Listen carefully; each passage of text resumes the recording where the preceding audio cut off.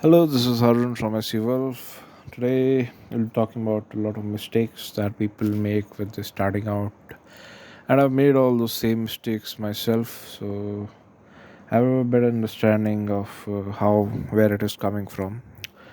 So, a lot of times when they start a website or business, they're trying to start out, they are just focused on what would be the name.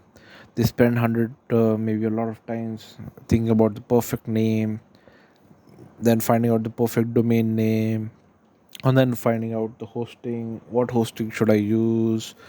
Maybe this one is offering more, this one is offering less, this is cheaper, and all kind of things. And honestly, a lot of people are doing it, they're stuck at that stage. A lot of people don't register their first domain name, don't register their first hosting, and the idea just stops there only.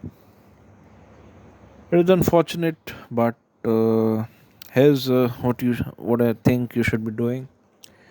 For the name, you should not be thinking much. Whatever is the name that first comes to you, you just should you can register that domain name. In the future, if you come up with a better domain name, you can always shift or redirect it.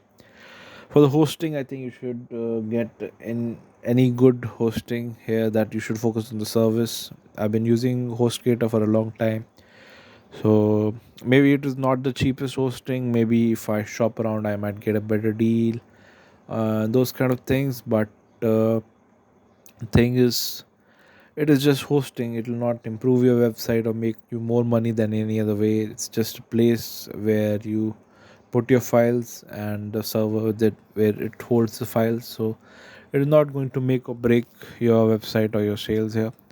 So just understand it for it. Even if you end up paying a little more to the hosting, that then if you shop around a lot more, you might save on a few bucks, but you'll be wasting a lot of your time. And the starting point, the time is very important. So don't think so much. Just get any host. You don't have to get HostGator, but if you want, I'll be putting a link below, and you can get anything. It's fine. In the starting, you get a shared hosting is what you do. Once your website grows, you can go shift to a dedicated plan or better plans, and maybe a better hosting plan of more space, more bandwidth, and those kind of things. You can always upgrade this. But for starting out, shared hosting is good for mostly everyone if you're just starting out.